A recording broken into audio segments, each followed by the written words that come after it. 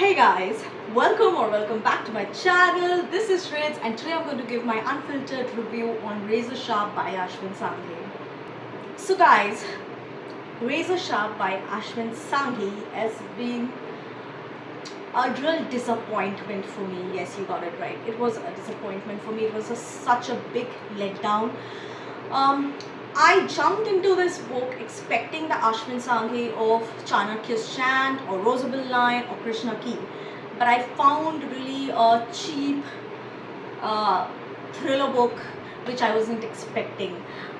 So there are a couple of good pointers as well, and there are a couple of bad pointers. So I'm going to give you a detailed description of what this book felt to me like.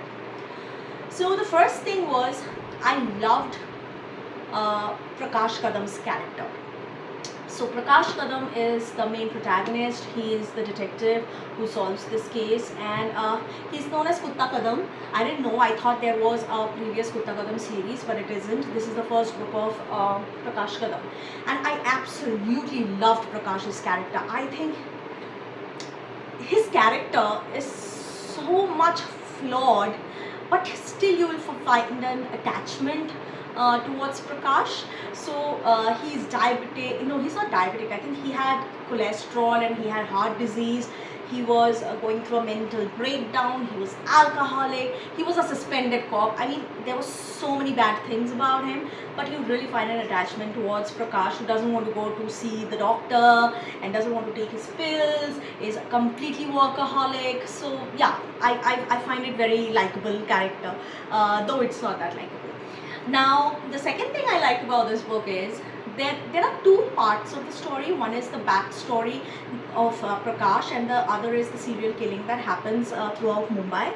So, the backstory of Prakash, like Prakash's wife left Prakash and his daughter, Ketul.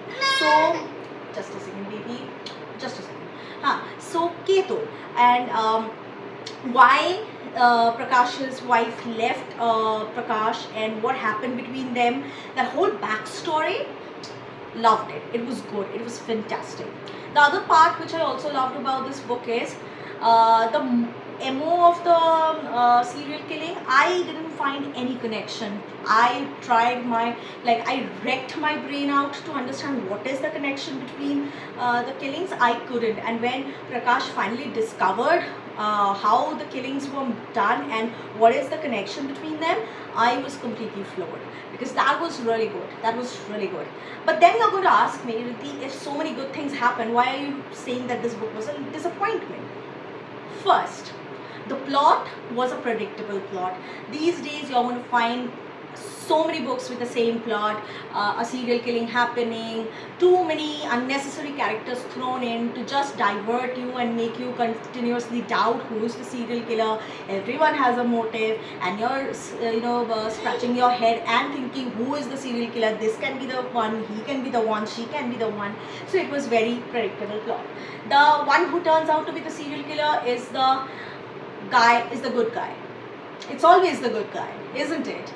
Okay, and then there is always a twist. The serial killer is someone else, and the mastermind is someone else, and therefore you know this. Like, there will be an end twist in this whole book. The guy or the girl who has been captured will not ultimately be the mastermind behind everything. Also, there is this character who is the serial killer, keeps on saying a particular line every time that person was in the book. So it was so evident, like, why is this person saying the same line again and again? There must be a connection later part in the book, and that just helps you to, okay, maybe this is the person who is killing everyone. The last point which I am going to tell you, and this point infuriated me the most, is 70% of this book is in Marathi. I mean, why?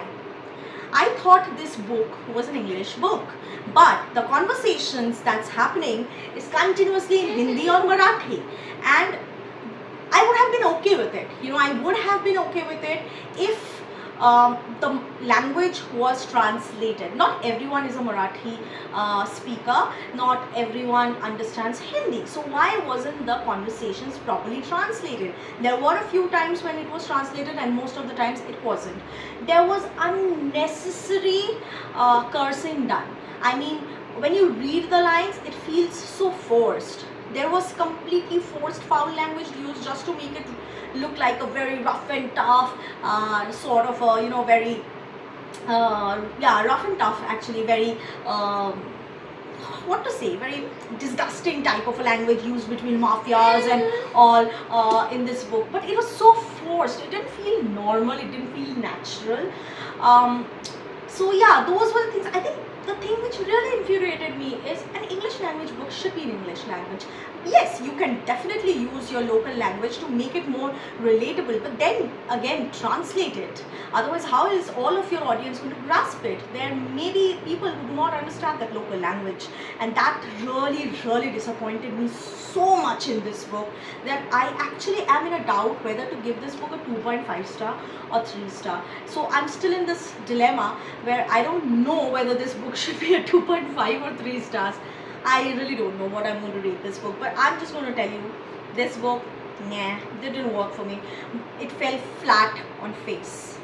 But I'm going to give Prakash Kadam's character another chance, and the second book which will be coming out, I'm going to read it, and hopefully we'll find the original Ashwin Sanghi of Chanakya's Chant or Krishna Ki. I want that author back, not an author who feels like Chetan Bhagat. I'm sorry, I'm not a Chetan Bhagat fan, but yeah, it felt like a Chetan Bhagat book.